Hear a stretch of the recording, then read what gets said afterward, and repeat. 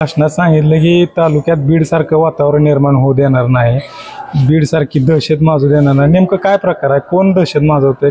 कशा प्रकारची दहशत? नाही, या तालुक्यामध्ये सगळ्या प्रकारची कामं अडवणं, निधी आलेले थांबवणं आणि वेगवेगळ्या पद्धतीनं ज्या ग्रामपंचायतीला निधी आलेला आहे तो निधी सुद्धा अधिकाऱ्याच्या माध्यमातून अडवणूक करण्याचा प्रयत्न त्या ठिकाणी चालू आहे.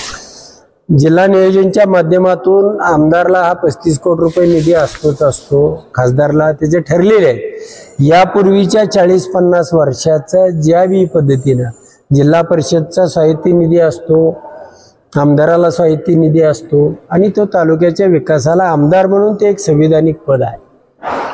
इथं मात्र माझे आमदार, माजी मुख्यमंत्री असला तरी तो सामान्यच असतो, त्याला असे कुठलेही विशेष अधिकार या राज्यामध्ये नाही.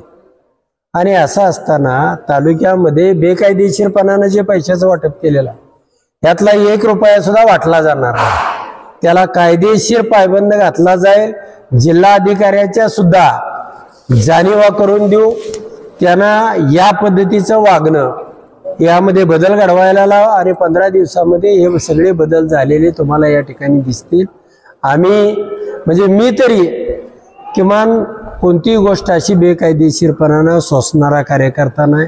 माझ्यामध्ये जन्मजात संघर्ष आहे, तो 40 वर्षापूर्वी तोच होता, आजही तीच उमेद आहे.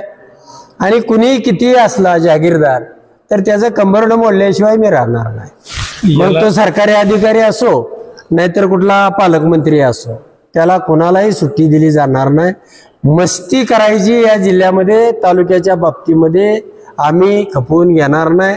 आणि अशा पद्धतीचं पक्षांतर काय, आता समजा अजूनही आमदार काय वाटेवरती आहेत, जाणारे आहेत, पण एक सांगतो, नवीन कार्यकर्ते त्या ठिकाणी त्या जागा भरून काढतील.